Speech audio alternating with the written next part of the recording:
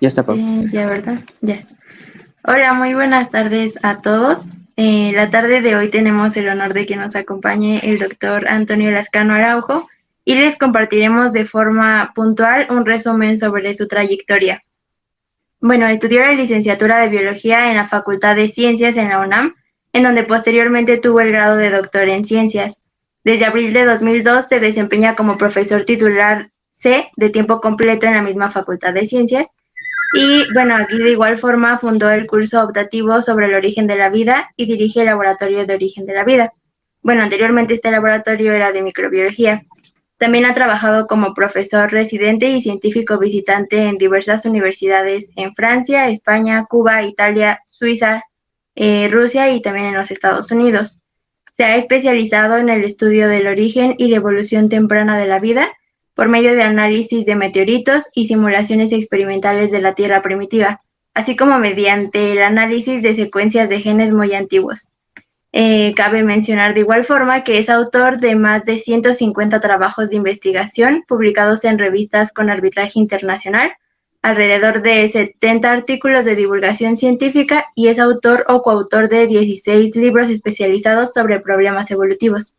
Algunas de sus obras más conocidas son La bacteria prodigiosa en 1988, Alexander Oparin, La chispa de la vida en 2008 y El origen de la vida, evolución química y evolución biológica en 1983.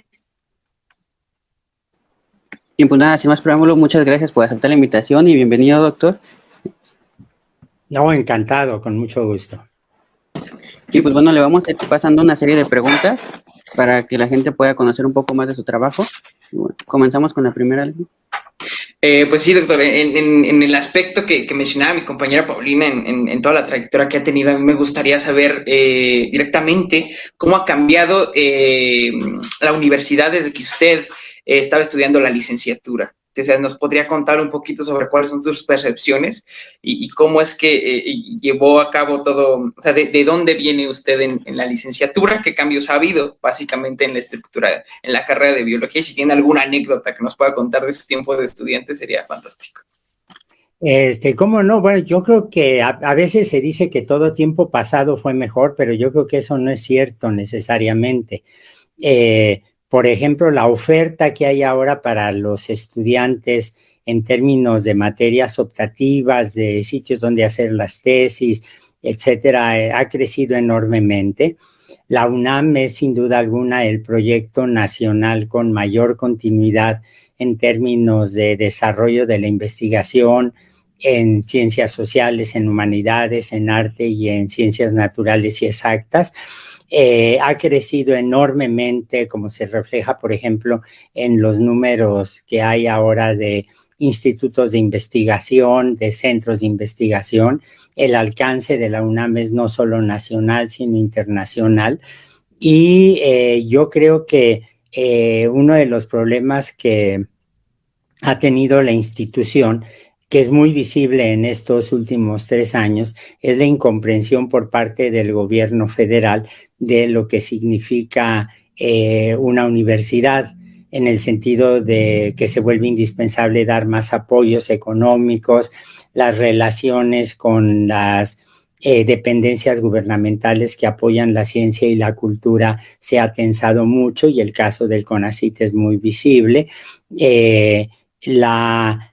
A mí me conmueve mucho la respuesta que la UNAM ha tenido y en general yo diría todas las instituciones de educación superior cuando hemos tenido grandes tragedias como en el temblor de 85, y en el temblor del 2017 y ahora con la pandemia. Yo creo que en ese sentido uno de los mejores lugares de México para trabajar y desarrollarse es en la UNAM. Y yo francamente no concibo mi vida, mi autobiografía está estrechamente ligada a la de la institución, ¿no? Sí, y la verdad es que también me considero orgullosamente allí de la UNAM, pero ¿usted enfrentó algún problema estando en su carrera? O sea, ¿qué fue lo que más se le llegó a complicar en cuanto a su estadía en la carrera? Porque pues como dijo, los tiempos cambian, ¿no? Y ahorita, como por ejemplo la pandemia, mucho se nos ha complicado la carrera, ¿no? Tanto como nosotros realizar la tesis, algunos en cuanto al aprendizaje, pero en su tiempo, ¿cuál cree que haya sido como su problema más grande en cuanto en la carrera?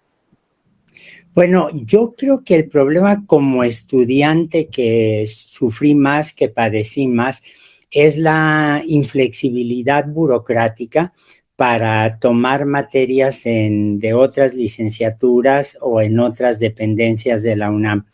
Y el contraste que hay en ese sentido con el caso estadounidense es notable.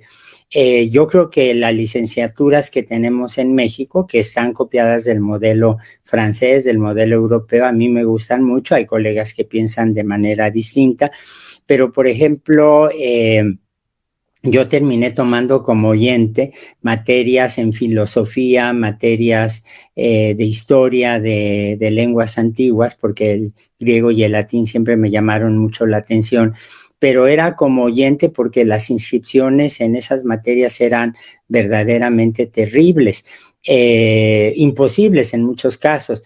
En la misma Facultad de Ciencias, a mí no me gustó el programa de estudios de biología. Yo realmente la biología que aprendí, la aprendí más bien por mi cuenta,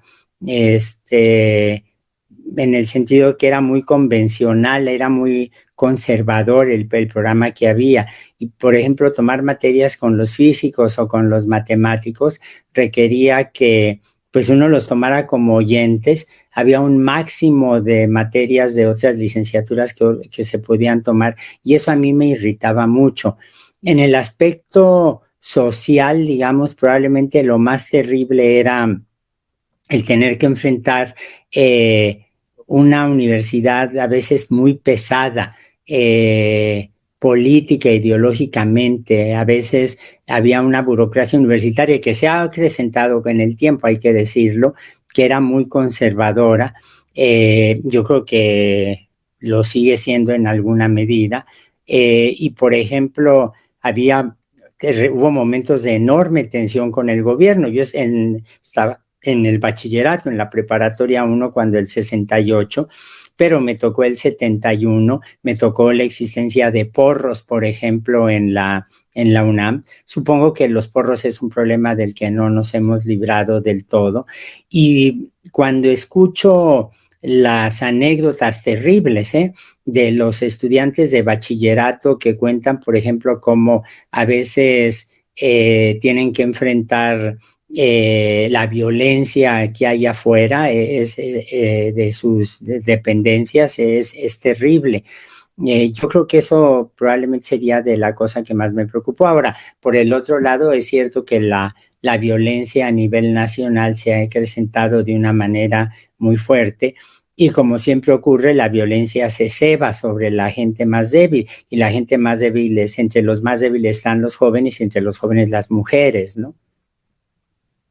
Creo que lo que dice el doctor es sumamente importante. El hecho de que un alumno vaya a diario a estudiar a una institución depende de un montón de factores que hay que considerar. No todos viven en el mismo contexto, se podría decir socioeconómico, incluso, como usted bien lo mencionaba, en aspectos de seguridad, en aspectos de facilidad o accesibilidad a tener el material necesario para ir a diario a una escuela, ¿no? En sí, o sea, de por sí, en ocasiones, y lo habíamos hablado antes con mis compañeros, los pasajes se nos han hecho bastante pesados y es una realidad que vivimos todos los mexicanos y más aún como estudiantes, ¿no?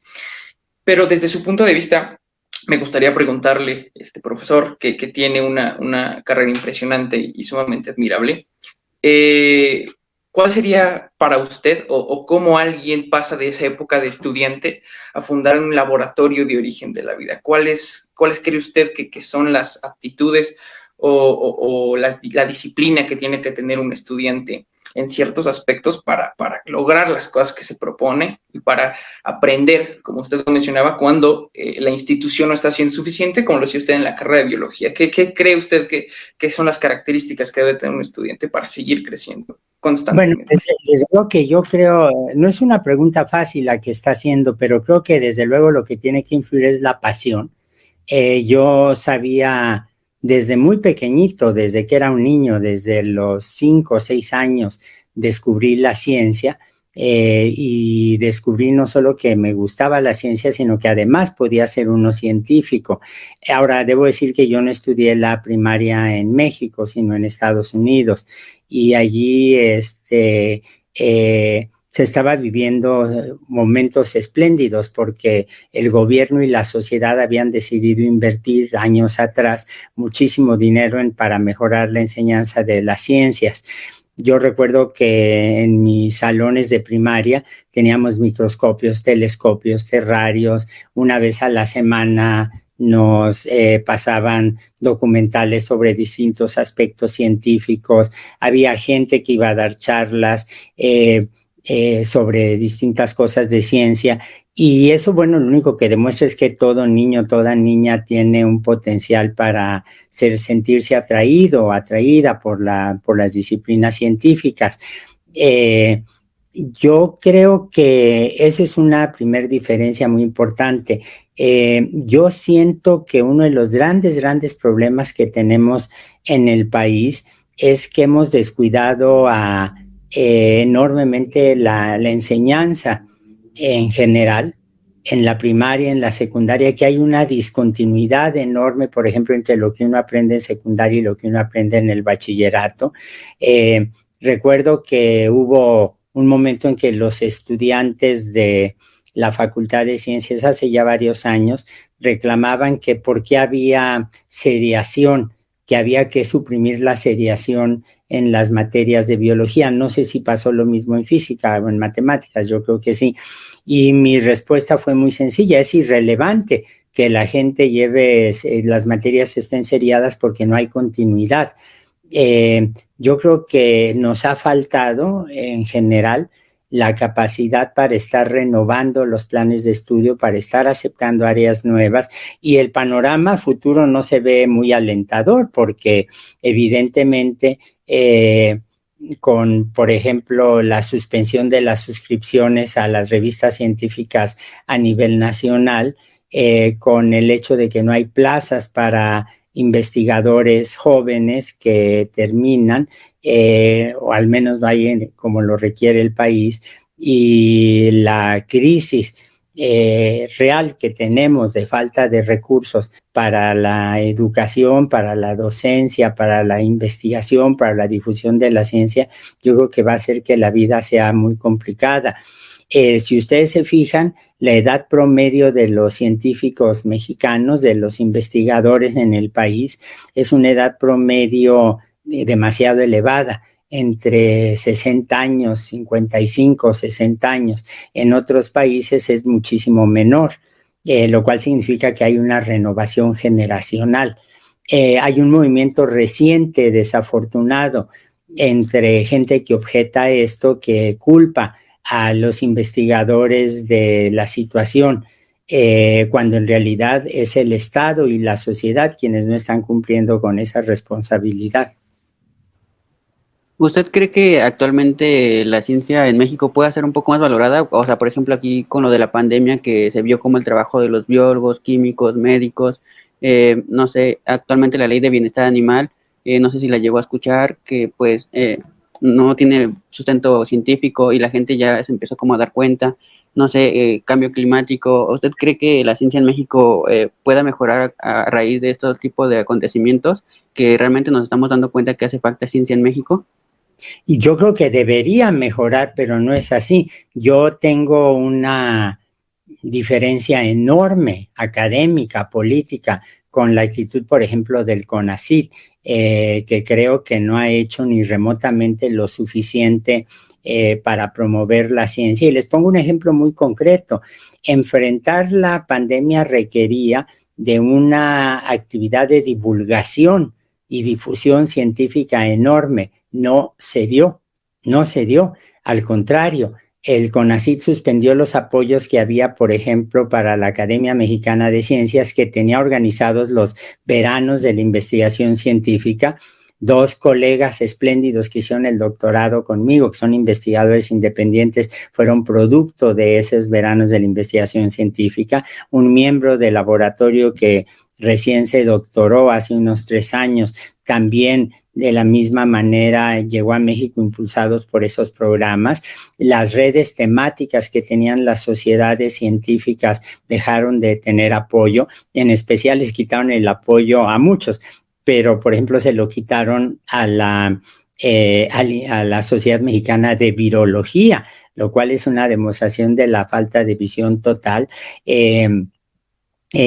Las Olimpiadas de Matemáticas, de Biología han sido un éxito total, pero todos sabemos que finalmente un cineasta terminó pagando los boletos de avión para que los estudiantes que habían resultado ganadores en la Olimpiada de Matemáticas pudieran hacer el viaje y participar en la competencia internacional. Entonces yo creo que eso demuestra que al Estado en general y al CONACYT en particular la ciencia no le interesa.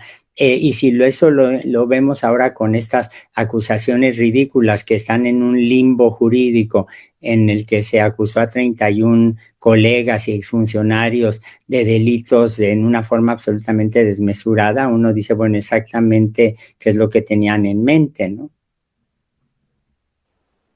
Sí, totalmente de acuerdo. Igual ahorita le quería comentar que, como le había mencionado, iban a salir comentarios de las personas que nos estuvieran viendo, Sí. preguntas, y le voy a mostrar algunas para que no se acumulen tantas, las cuales las va a leer a continuación mi compañera Paulina.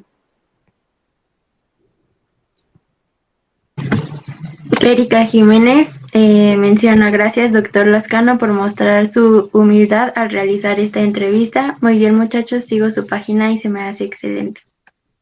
Pues muchas gracias.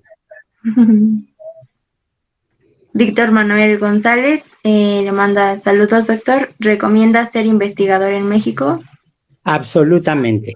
Si uno siente la atracción por la ciencia, yo creo que uno tiene que seguir con esa vocación, hay que tener mucha disciplina y finalmente las universidades públicas, las privadas de alguna manera, pero mi experiencia ahí es muy limitada, dan todas las oportunidades posibles y yo creo que si usted tiene, don Víctor Manuel, siente que eso es lo que usted quiere ser, adelante.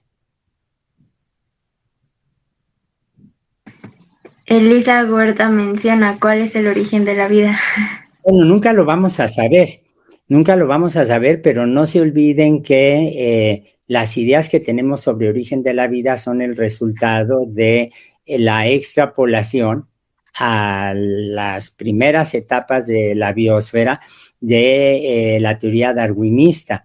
Entonces, lo que tenemos ahí es un marco de referencia para poder enfocar el origen de la vida, y yo soy de los que creen que la vida surgió en la Tierra como resultado de un proceso de evolución prebiótica que permitió la acumulación de distintos sistemas moleculares, de distintos componentes, compuestos, que se fueron haciendo más complicados en el tiempo.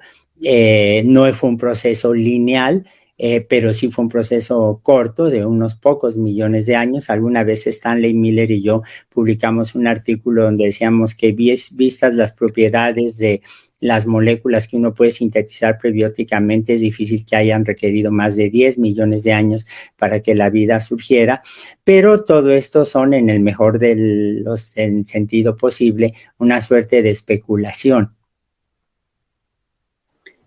Incluso al inicio de la plática, en la presentación, mencionamos que usted tiene un trabajo con Alexander Oparin llamado La Chispa de la Vida. ¿Usted tuvo directamente trabajo con él? Sí, nunca publicamos nada juntos como tal, pero sí, yo tuve la suerte de estar muy cercano a él en los últimos años de su vida, lo cual era importante porque él ya era un anciano que podía ver hacia atrás los errores que había cometido, que fueron muchos, errores de apreciación científica y los errores políticos. Él estuvo muy ligado al establishment soviético, en un momento dado estuvo ligado a la gente muy cercana a Stalin, como Lysenko, como Lepechinskaya, y eso en una época muy compleja de las ciencias, en donde había un empeño por tratar de controlar el desarrollo de la de la ciencia desde el Estado, lo cual significó un demérito para la genética, y eso afectó la teoría de Oparin. A mí se me ocurrió desde la primera vez que lo conocí, ¿por qué no platicar y grabar esas conversaciones? Siempre tuve muy claro que estar con Oparin era estar con una figura histórica de enorme peso en la biología, y todas esas conversaciones se grabaron, se transcribieron, se han publicado en parte, y en el libro que usted menciona, la introducción está basada en ese material. Creo que eso es algo muy importante. Perdón, Pau, ¿qué ibas a decir? No, que me gustaría como preguntar algo retomando la pregunta de Lisa y lo que ha mencionado doctor. ¿Nos podría platicar un poco los bacteriolitos, de qué forma evidencian y aportan información justamente en esta parte del origen de la vida? ¿Qué son los bacteriolitos? Nunca había oído hablar el término. Por ejemplo, de todos estos organismos en los que se basan las teorías de cómo inicia la vida, por ejemplo, si nos podría como platicar para las personas que nos están viendo, explicarnos un poquito más sobre esas teorías. Pero nunca he oído hablar del término bacteriolitos. En principio, actualmente, doctor, un bacteriolito es una palabra que está sustituyendo actualmente al término bacteriófago. Creo que es lo más cercano que se podría acercar al término. Está sustituyendo a la palabra bacteriófago. No, están hablando entonces de los virus.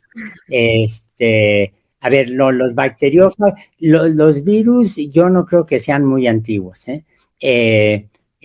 pero por ejemplo en el caso de los virus de RNA, son sistemas cuya genética depende precisamente del RNA, y el RNA lo reconocemos como una molécula muy antigua. Entre 1985 y 1986, varios investigadores publicamos la idea de que el RNA con el descubrimiento del RNA catalítico, había precedido tanto al DNA como a las proteínas, que era una idea que en realidad se propuso de una manera muy, muy completa en 1968 en dos artículos que escribieron Crick por un lado y Leslie Orgel, Francis Crick por un lado y Leslie Orgel por otro. Cuando alguien que trabaja en origen de la vida ve que el RNA puede tomar conformaciones muy complejas, como en el ribosoma, o cuando ve que puede haber RNA catalítico, como en las ribosimas, o cuando ve que hay sistemas que se replican como los virus de RNA, pues ahí tiene la oportunidad de tener un modelo nada más de lo que pudo haber pasado en la Tierra primitiva.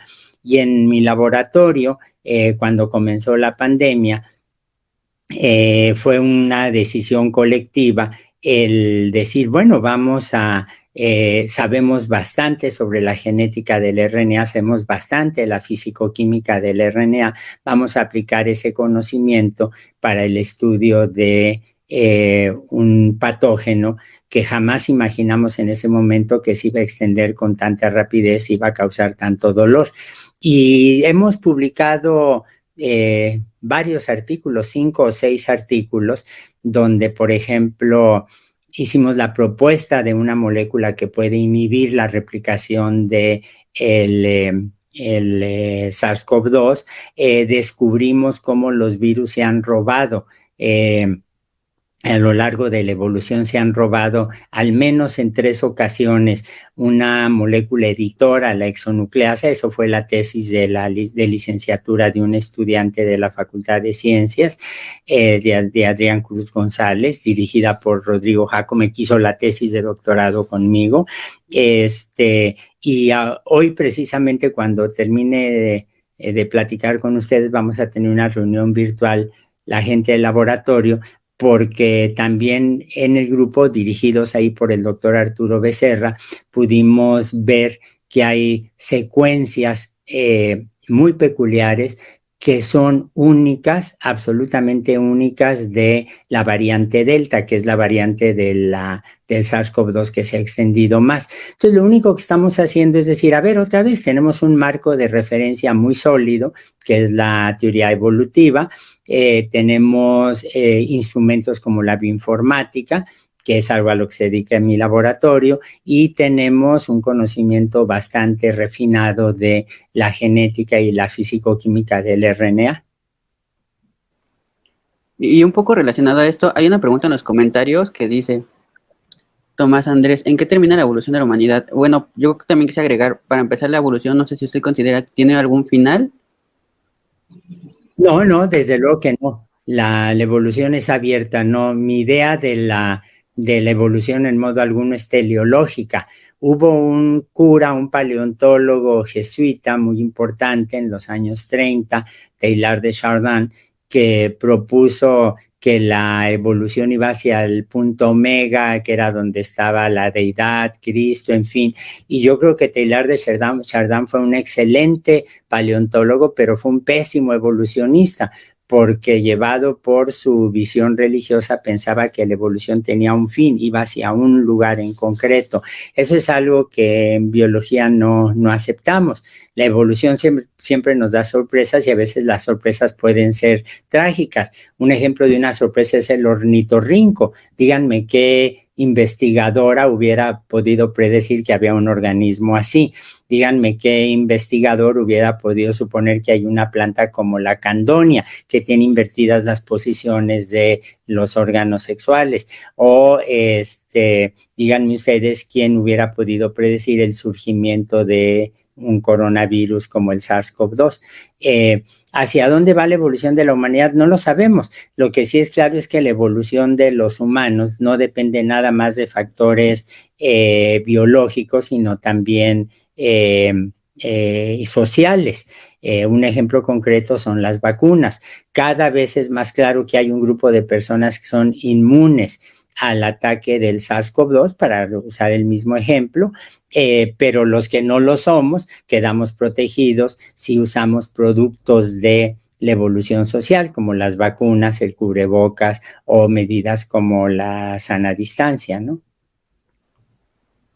Sí, De hecho, muchas en ese gracias. sentido, doctor, apareció una pregunta, Yair, al final nos acaban de hecho de mandar una pregunta relacionada con lo que mencionaba el doctor y muy vinculado con ese tema de la pandemia, donde ¿Está? nos preguntan, doctor, exactamente, ¿la zoonosis de los virus podría haber participado en la evolución de los seres vivos?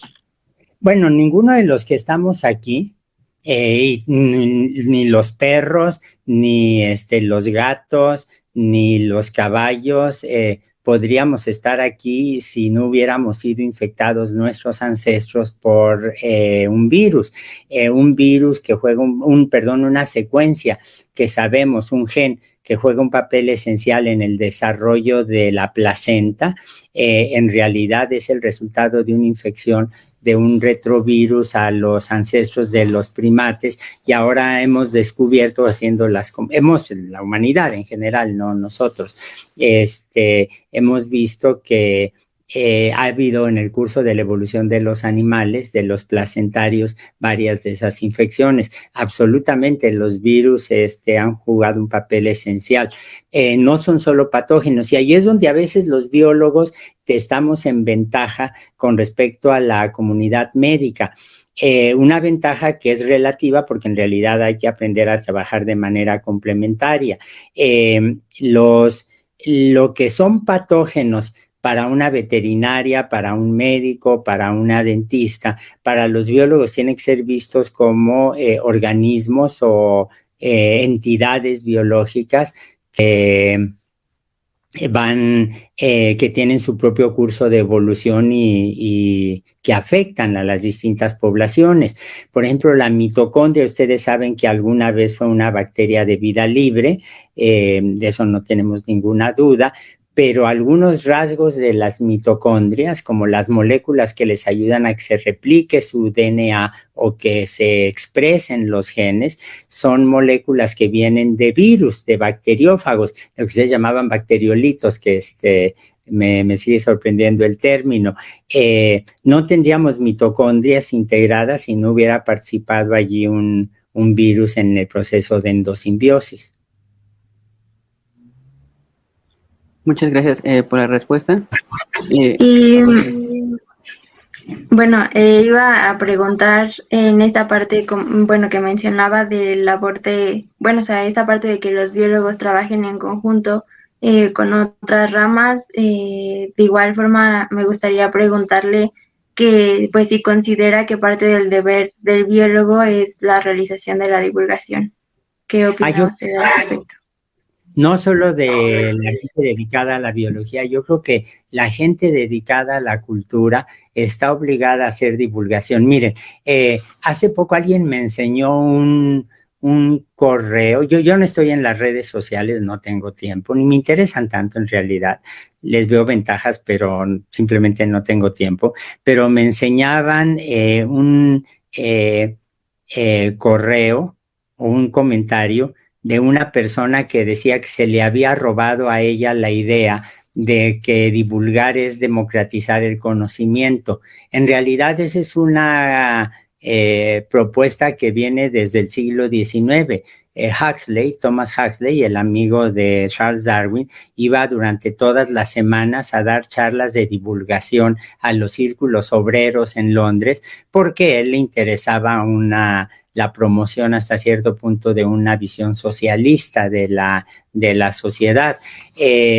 Y esta es una tradición muy vieja que se tiene, que es importantísima en todas las disciplinas culturales, en todas las disciplinas intelectuales. De hecho, ustedes son muy jóvenes, no se dan cuenta de ello, pero en México, hace unos 30 años empezó a haber economistas que hablaban de la inflación, de los mercados, y hay programas de televisión, de radio, dedicados exclusivamente a la difusión de las ideas de la economía, lo cual es importantísimo porque personalmente no las entiendo y es central que tengamos ese tipo de programas. Y si se dan cuenta, cada vez más hay más gente dedicada a la divulgación. La UNAM en particular tiene toda una dependencia, tiene toda una política dedicada a la divulgación de la ciencia. Es democratizar el conocimiento. Eso lo dijo exactamente con esas palabras, no la persona que dice que le robamos la idea, sino Carl Sagan en 1992, cuando escribió el obituario de Isaac Asimov. Sí, de hecho a mí sí me parece muy importante el cuanto estar divulgando la ciencia, porque creo que, como lo mencionábamos hace rato, la ciencia en México pues no mucha gente se interesa o no se tiene como el presupuesto que quisiéramos, ¿no? Entonces creo que esta es la forma como de acercar a las personas, o que la gente se dé cuenta de la importancia, o simplemente que le agarre el gusto, ¿no? O que piensen, que no dejen de pensar que la ciencia es aburrida, ¿no? Sino que puede ser llamativa, no sé, divertida o cosas así, ¿no? Incluso yo he visto que a raíz de la pandemia han salido muchos proyectos de divulgación científica, y pues no sé usted qué opina de este aspecto, ¿no? De que empiecen a salir como más proyectos de divulgación científica en cuanto a las redes sociales. ¿O cree que es una buena herramienta o necesita como más profesionalismo, No, ¿no? yo creo que es una herramienta poderosísima. Miren, a mí en el laboratorio nos interesan mucho los virus. Hay dos virólogos, el doctor Jacome, el doctor Campillo Valderas, pero nos interesan los virus porque, por ejemplo, hay ese mito, y puedo demostrar que es un mito, de que los virus estuvieron en la transición de lo no vivo a lo vivo.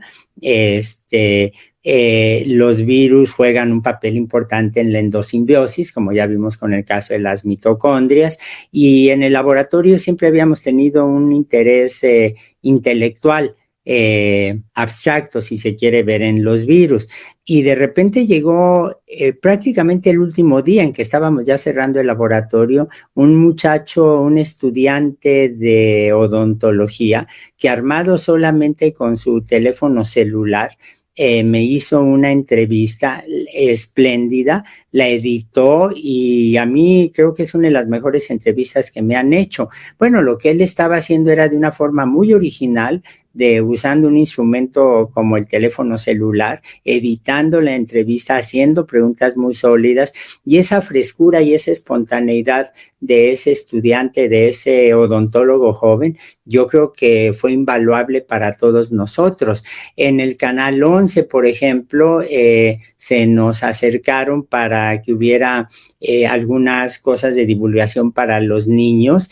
El Canal 22, la gente no lo ha tomado muy en cuenta, pero en ese sentido, pero pasan en las mañanas conversaciones con gente de profesionales de la salud, y la cantidad de información que dan es extraordinaria. Y yo creo que allí el gran defecto que tuvimos los latinoamericanos en la pandemia es que, teniendo un lenguaje común y una cultura muy similar, nunca nos pudimos poner de acuerdo para hacer un programa de difusión científica sobre la pandemia de alcances latinoamericanos. Nunca lo hicimos. Y creo que fue un error brutal. Creo que fue un error absolutamente terrible. Yo, en el primer mes de la pandemia, me tocó ver un programa que se difundió mucho en las redes, de un colega argentino que tenía una claridad absolutamente extraordinaria, y nunca nos pusimos en contacto para decir, bueno, vamos a trabajar juntos. Aquí en México, uno de los grandes divulgadores de la medicina es el doctor Alejandro Macías, un amigo muy querido, que utiliza el WhatsApp para hacer unas entrevistas y unas conferencias cortas absolutamente extraordinarias. Entonces, sí, ahí hay un potencial enorme, ¿no? Y ahora, a todo esto, doctor, me gustaría preguntarle, porque nos metimos de lleno en la divulgación científica, para usted, ¿qué es en concreto la divulgación científica y qué impacto puede tener en la sociedad en estos niveles? ¿Por qué es importante esa vinculación, no solamente a nivel nacional, sino a nivel internacional, en ese aspecto de la divulgación científica? Para mí es muy claro, la ciencia es parte de la cultura contemporánea. Y la ciencia requiere de una disciplina, de una formación, tiene un lenguaje muy específico, y como ustedes mismos decían, como Jair decía, a veces ese lenguaje parece levantar una barrera de las personas que no están en ciencia con respecto a los que sí nos dedicamos a ella. No, yo creo que la divulgación de la ciencia, me atengo de nueva cuenta a la definición que dio Carl Sagan en 92, es una forma de democratizar la cultura. Ahora, uno tiene que democratizarla con la mayor calidad posible. Por ejemplo, yo creo que ni siquiera a los niños se les debe decir cosas como los virus son unos bichitos chiquitos. No, yo creo que uno no debe abaratar la divulgación de la ciencia. Yo creo que uno tiene que aprender a saber a qué auditorio se dirige, y yo nunca he conocido ninguna persona que no se sienta atraída por la cultura científica de una forma u otra. De hecho, algo de lo que me siento muy orgulloso en el Colegio Nacional es que la idea de una persona del colegio, la maestra Teresa Vicencio, fue decir, ¿y por qué, si hay un viernes de la evolución que coordinamos el doctor Sarucán y yo, por qué no tener ahora un viernes viral? Y durante todo el 2020 lo hicimos y tocamos todos los aspectos posibles de la pandemia, desde, por ejemplo, las plagas en el cine, cuando se discutió la película de Ingrid Bergman, de Ingmar Bergman, perdón, la matemática de una pandemia, la economía del SARS-CoV-2, de la demografía del COVID-19, y la verdad es que fue un éxito enorme.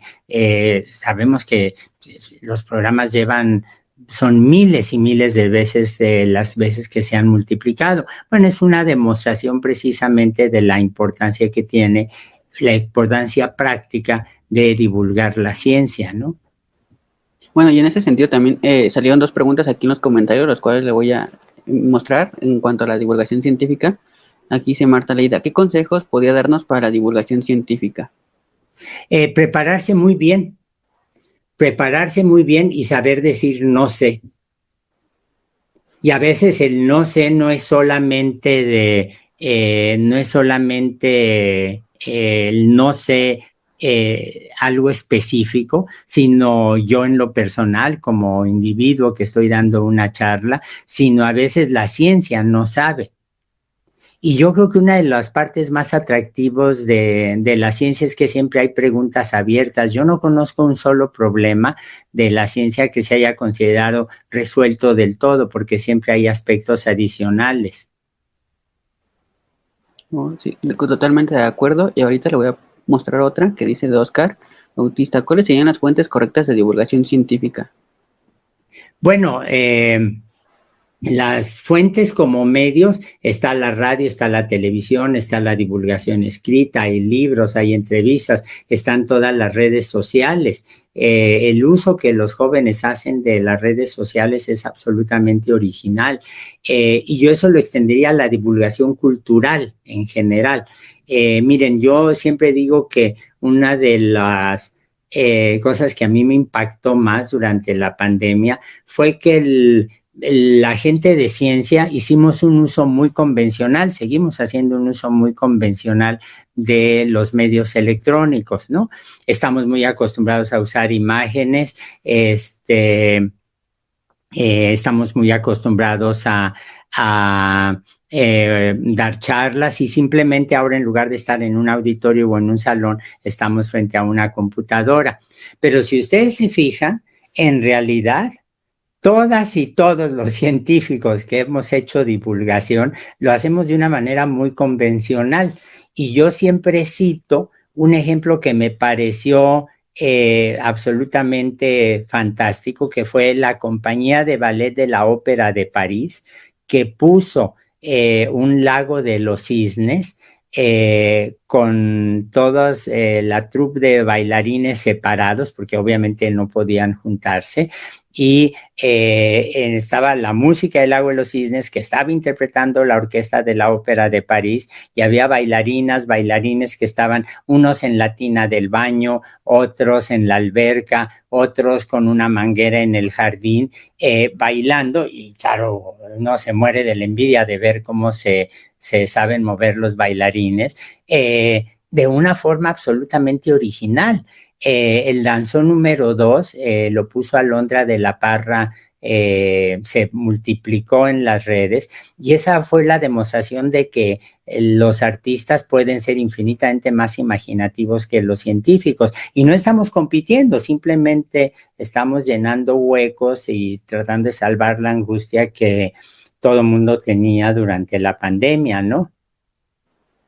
Sí, totalmente de acuerdo. Y ahorita que igual mencionaba que se hizo como hablar de virus antes de la pandemia cada viernes, igual aquí surgieron unas cuantas preguntas de virus, las cuales leerá Paulina a continuación. Lisa Huerta pregunta, ¿los virus son seres vivos o cómo los definiría? Esa es una pregunta buenísima, Elisa. A ver, y yo creo que allí el gran problema que tenemos en las ciencias de la vida, en las ciencias que tienen que ver con los seres vivos, no es si los virus están vivos o no, sino cuál es mi definición de vida para ver si allí se encajan los seres vivos. Y aquí hay un ejemplo que me gusta poner una y otra vez. Por ejemplo, si ustedes llegan con una navaja a la FES Iztacal, están cometiendo un delito, una falta. Si ustedes dan una vuelta en U a la derecha sobre Insurgentes, están cometiendo una infracción. Está muy definido en el derecho lo que es una falta, una infracción, un delito, etcétera. En matemáticas está muy definido lo que es un círculo, ¿no? Es un cuerpo en 2 dimensiones, en donde formado por un número infinito de puntos, y cada punto tiene la misma distancia con respecto al centro. Ese es un círculo, y esa es una definición que dio Euclides hace más de 2000 años y que sigue siendo válido hasta nuestros días. Bueno, en el caso de la biología no tenemos una definición de lo que está vivo. Si se dan cuenta, no tenemos una definición de lo que está vivo, porque los libros de biología de hace 100 años no incluían el papel de DNA. Y en cambio no hay un solo libro de biología en nuestros días que pueda hacer caso omiso de esta molécula, de los procesos genéticos. Es decir, la biología es una disciplina que depende del contexto histórico y de los avances que se están dando. Mi definición de lo que es vivo ahora no es una definición igual a lo que era hace 50 años o hace 300 años. Los virus tienen algunas propiedades de los seres vivos, por ejemplo, se multiplican, pero eso lo pueden hacer algunas reacciones químicas. Por ejemplo, evolucionan por selección natural y eso lo podemos ver, por ejemplo, con moléculas de RNA en el laboratorio. De manera que la pregunta de Elisa es buenísima y la respuesta es, son entidades biológicas que tienen algunas propiedades de los seres vivos, pero no satisfacen la definición general que tenemos de los seres vivos, que es por lo demás muy intuitiva, ¿eh? Y de igual manera, Roberto José Carmona pregunta, ¿por qué es un mito la afirmación de que los virus estuvieron en la transición de lo no vivo a lo vivo? Porque en biología lo simple no es igual a primitivo. Por ejemplo, las lombrices intestinales, que seguramente han visto cuando menos en el laboratorio, se dan cuenta que son de una simplicidad enorme. Han perdido la segmentación, algunas de ellas no tienen ojos o los ojos son vestigiales, algunas no tienen boca o no tienen ano o no tienen un aparato digestivo muy visible. Y lo que hay atrás de la evolución de las lombrices intestinales, de los parásitos, es una historia de pérdida de genes extraordinariamente complicada. De igual manera, los virus, aunque sean muy pequeñitos y muy sencillos, requieren siempre de una célula para multiplicarse. Entonces, no pudieron haber aparecido los virus antes de que aparecieran las células. Uno puede decir, bueno, pero a lo mejor algo similar a los virus surgió desde un principio, pero si ustedes se fijan, los virus tienen una serie de moléculas, codifican para una serie de moléculas que se han robado de las células. Es decir, claramente los virus vinieron en la evolución después. ¿Qué tan después? No lo sabemos, pero en algunos casos se tiene una idea, pero ciertamente tienen propiedades de los seres vivos, pero eso no los hace necesariamente vivos. Les pongo un ejemplo concreto, los chismes. Los rumores, es algo que se multiplica, alguien lo inventa, se empieza a divulgar, empieza a modificarse el chisme, está evolucionando y no está vivo, pero está evolucionando. Los virus de computadora son entidades que se multiplican y evolucionan y no están vivos.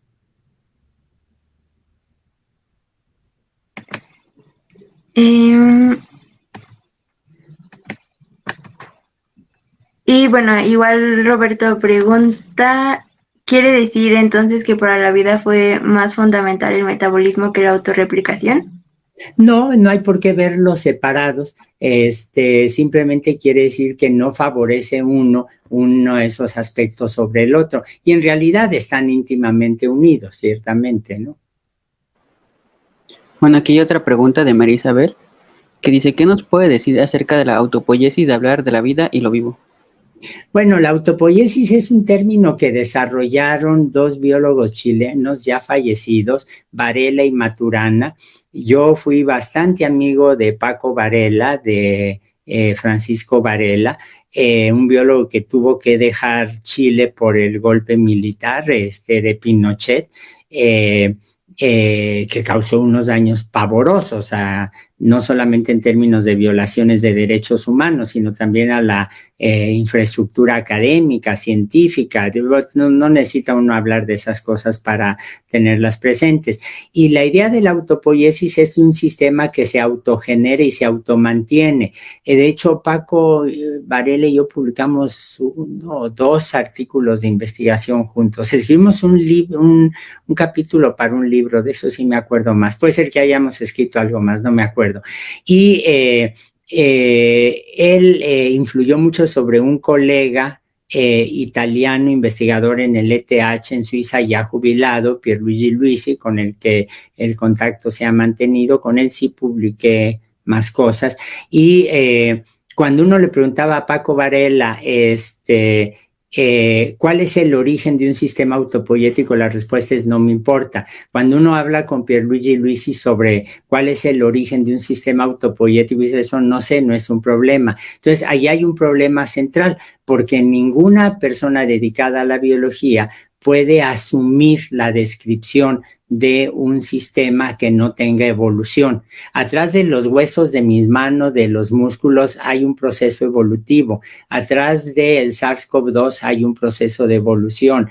Atrás de la mitocondria, del ciclo de Krebs en la mitocondria, hay un proceso de evolución que puedo rastrear, que puedo explicar. En el caso de la autopoiesis, el proceso de evolución no les interesa. Ahora, hay sistemas que se comportan como autopoiéticos, ciertamente, pero yo no creo que en modo alguno nos estén dando una idea sobre lo vivo y lo no vivo. Aquí una última pregunta del público que me parece muy importante de mencionar, que dice Tomás Andrés: la humanidad estaba preparada para los nuevos virus, bacterias y parásitos. Y yo creo que también quisiera agregar que pues el mal uso de antibióticos, pues a lo mejor en un futuro podría generar un gran problema, ¿no? A ver, Jair, está usted tocando un punto central. Lo que acaba de decir es absolutamente esencial. Miren, México, gracias a la labor de un grupo de infectólogos muy destacados, el doctor Samuel Ponce de León, el doctor Alejandro Macías, gracias a los infectólogos en México, ya se habían implementado una serie de medidas para controlar el uso de los antibióticos. Se hacían trampas, ciertamente. Si uno iba a Tepito, parece que sí podía comprar todos los antibióticos que quisiera. Una vez me enseñaron una fotografía que alguien tomó discretamente en algunos de estos mercados medio clandestinos o medio ilegales, en donde estaban cajas de antirretrovirales que se estaban vendiendo, lo cual es absolutamente inconcebible.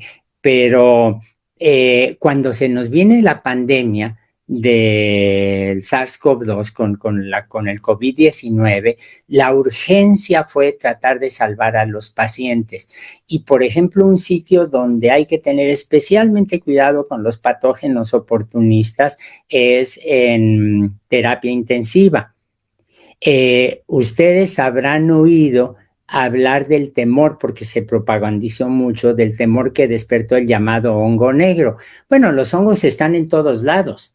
Y el famoso hongo negro simplemente era un hongo conocido, creo que es un ascomiceto, o aspergillus, no me hagan mucho caso, que no, aspergillus no es un ascomiceto, pero fue un hongo que empezó a proliferar en las terapias intensivas de muchos países. ¿Por qué? Porque se habían descuidado los protocolos para prestar atención. ¿Estamos listos para nuevos virus, para nuevas bacterias? No, en modo alguno. Si uno se fija, y esto es algo en lo que insisten mucho la doctora Carabias, el doctor Sarucán en el caso mexicano, si ustedes se fijan, el número de enfermedades zoonóticas, enfermedades que brincan de los animales hacia los humanos, se ha ido incrementando, no porque la naturaleza se esté cobrando venganza ni mucho menos, sino porque ahora los manglares los destruimos para hacer playas turísticas, porque tumbamos a las selvas para tener más zonas de pastoreo, porque invadimos pastizales para hacer condominios de lujo, y eso está desplazando a la fauna grande, pero a la fauna pequeña, los ratones, los roedores, los conejos, los murciélagos, etcétera, las estamos haciendo que entren cada vez más en contacto con nosotros, y los patógenos brincan de ellos a nosotros. A principios de la pandemia, no sé si recordarán la imagen de una mujer muy guapa que estaba en un centro comercial muy caro en la Ciudad de México y que llevaba un tigrito con una cuerda, con una correa. Ella seguramente pensó que era muy sofisticado lo que estaba haciendo. Afortunadamente se le denunció, se recuperó el animalito, está a buen resguardo, pero lo que ella no se daba cuenta es que al tener un tigre como mascota, lo que estaba llevando con la correa no solamente al tigre, sino los gusanos, los protistas, las pulgas, los piojos y los virus del tigre que podían brincar hacia ella o hacia otros. El tráfico de fauna silvestre es una fuente terrible de de dispersión de patógenos. Y hasta aquí estoy mencionando nada más los patógenos de animales. No nos olvidemos que podemos distribuir, por ejemplo, patógenos de plantas que pueden tener un efecto brutal en la economía de un país. Sí, de hecho, y ahora sí, por último, una última pregunta que hay en los comentarios de Pablo que le va a leer a continuación Alexis. Dice. Dice, en este caso, un virus de RNA que sabemos que seguirá mutando y la especificidad del sistema inmunológico, será evadida, ¿cómo justifican o en qué se basan para decir que vacunado te enfermas menos severo? Y aquí me gustaría remarcar un punto, doctor. Una vez respondida, obviamente, esta pregunta, ¿usted qué opina de todas estas, de alguna manera, miedo colectivo, de todos estos eventos de miedo colectivo, donde en un punto la gente incitaba o remarcaba que no era correcto irse a vacunar, ¿no? Que de alguna manera había un plan del gobierno, tanto para disminuir la población, bueno, salieron una gran cantidad de teorías que decían que bajo la vacunación ibas a tener una problemática a nivel de salud, ¿no? ¿Qué opina usted de este tipo de cosas? ¿Por qué se dan estos fenómenos en la sociedad con respecto a la vacunación? Y pues, aunado a esta pregunta, ¿no, doctor? A ver, efectivamente, el SARS-CoV-2 es un virus de RNA, pero es un virus que tiene el genoma de RNA más grande que conocemos y que evoluciona muy lentamente porque se robó en el curso de la evolución, probablemente en el origen de todos los coronavirus, se robó una molécula editora. ¿Qué significa una molécula editora? Pensemos en el teléfono celular. Si ustedes se fijan, la gramática de los mensajes que la gente envía por teléfono celular ha mejorado mucho, no porque los estudiantes estén leyendo más o cuidando más la gramática, sino porque el teléfono tiene un programa que permite corregir los errores ortográficos. Lo mismo pasa con el SARS-CoV-2. Es un virus que codifica, como todos los coronavirus, para una molécula que llamamos una exonucleasa que abate la tasa de mutaciones. De hecho, es uno de los virus que más lentamente evoluciona en el sentido de acumulación, que más lentamente acumula mutaciones. Cuando tenemos una vacuna, lo que estamos haciendo en realidad es proteger contra todas, en el caso del SARS-CoV-2, contra todas las variantes. Fíjense ustedes cómo han aparecido muchas variantes, alfa, beta, gamma, delta, mu, etcétera, pero aún con las variantes que se dispersan más rápidamente, como delta, no ha aumentado el número de hospitalizaciones. ¿Por qué? Porque en realidad los virus están mutando, el SARS-CoV-2, para hacerse más eficaz transmitiéndose y no más virulento, no más dañino. Que eso es una tendencia que observamos en otro tipo de virus, no tiene nada de raro. Cuando nosotros nos vacunamos, en realidad, en mayor o en menor grado, todas las vacunas nos están dando protección contra las variantes del SARS-CoV-2, contra todas ellas. ¿Cuáles son los dos problemas? Uno, que los esquemas de vacunación no son, como dice el gobierno mexicano, que han tenido lugar, no han sido eficaces. En el sentido, hay un trabajo de Arturo Erderly, un matemático actuario que no conozco, de la FES Cuautitlán, de la UNAM, que explicaba muy bien lo que ocurrió. Al principio de la pandemia se hizo se estudió a la población mexicana y se le preguntó cuántos estarían dispuestos a vacunarse y dijeron el 75% que sí. Cuando el gobierno dice que completó la vacunación, no la completó para el 100% de la población, la completó para ese 75%. Que es un número bajo si queremos inmunizar a toda la población. Punto número 1. Punto número 2, la protección baja en el tiempo. Eso está perfectamente claro. Por eso en todos los países se están recomendando que la gente se ponga una tercera dosis y el gobierno no ha dicho nada sobre la tercera dosis de la vacunación. El otro punto que es central es el de los niños. A mí de verdad que no podía yo creer las barbaridades que estaba diciendo el doctor Alcocer cuando se presentó ante la Cámara de Diputados no hace mucho, cuando dijo que pues se puso del lado de los antivacunas, cuando dijo que él no vacunaría a sus niños, sí, a sus nietos, sí. Los niños se enferman menos gravemente, pero un niño, una niña que esté infectada por el virus va a tener un sistema que está evolucionando y debemos evitar que los niños se conviertan en reservorios para nuevas mutantes, para nuevas variantes del virus. Ahora, nadie que yo conozca que se haya vacunado,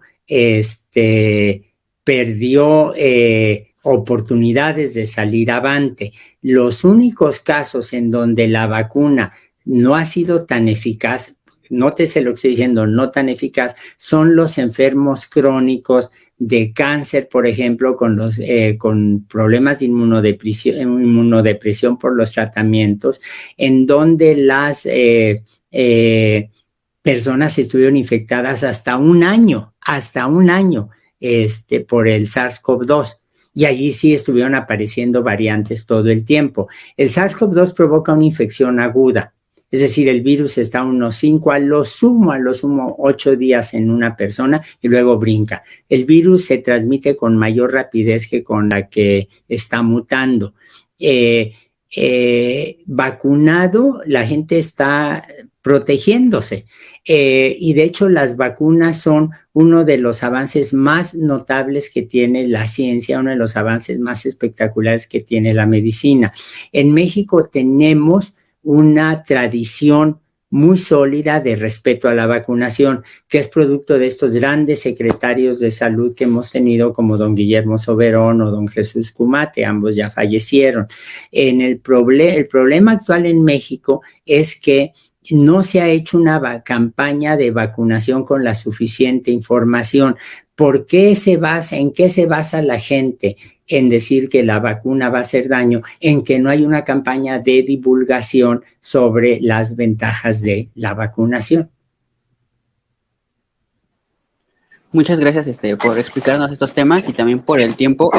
Esta reunión se había programado para 1 hora y ya se cumplió el tiempo y de verdad le agradezco el tiempo por haber estado aquí, aceptar la invitación. Para nosotros es un honor que haya estado aquí y que nos haya contado todo esto, no solo a nosotros, sino al público en general. Se me hace algo muy importante y le agradezco muchísimo. No, Jair, el agradecido soy yo con usted, con Paulina, con Alexis. Algo que hay que decir es que lo que están haciendo es un uso muy inteligente de los medios modernos y que el papel que los estudiantes y los jóvenes han jugado en divulgar una serie de aspectos sobre la pandemia, sobre la ciencia en general, han sido extraordinariamente importantes. Yo personalmente creo que hay que hacer de cada estudiante de medicina, de odontología, de biología, un activista en contra de la pandemia. Y pues bueno, también doctor, me gustaría mencionar, igual como Yair, me gustaría agradecerle el que hoy esté aquí con nosotros. Creo que a veces nosotros tres consideramos que no sabemos mucho de muchas cosas. Como usted lo mencionaba hace poco, somos muy jóvenes, apenas estamos saliendo. Entonces siempre es un honor, siempre es una buena oportunidad traer a alguien que sabe, alguien que conoce y alguien que nos puede orientar en muchas cosas. Y más importante aún, como usted lo mencionaba, en temas tan vinculados con las personas, con las problemáticas que vive la gente hoy en día. Para mí ha sido un honor platicar con usted, es una oportunidad enorme y se lo agradezco mucho, doctor. Y también muchas gracias por todo lo que nos vino a enseñar hoy, no solo a nosotros, sino a todos los que se tomaron el tiempo de estar aquí con nosotros. Gracias, doctor. No, Igual. Perdón, Paulina. No, bueno, de igual forma me gustaría agradecerle mucho por compartirnos todos sus conocimientos y por regalarnos un poquito de su tiempo. No, para mí es un placer en primer lugar y en segundo lugar es una obligación. De hecho, yo creo que todos estamos obligados a ayudar a que se divulgue la ciencia, todos estamos obligados a que se divulgue el conocimiento y buena suerte con sus estudios, ya verán que les va a ir muy bien. Y si hay algo en lo que los pueda ayudar yo, la gente en mi laboratorio, pues nos buscan allí en la facultad, bueno, ahora por estos medios, y de verdad que me tienen a sus órdenes. Así que muchas gracias a todos. Cuídense mucho, por favor. Muchas gracias. Entonces ya voy a terminar el live y muchas gracias también a todos los que estuvieron aquí. Bien. Hasta luego.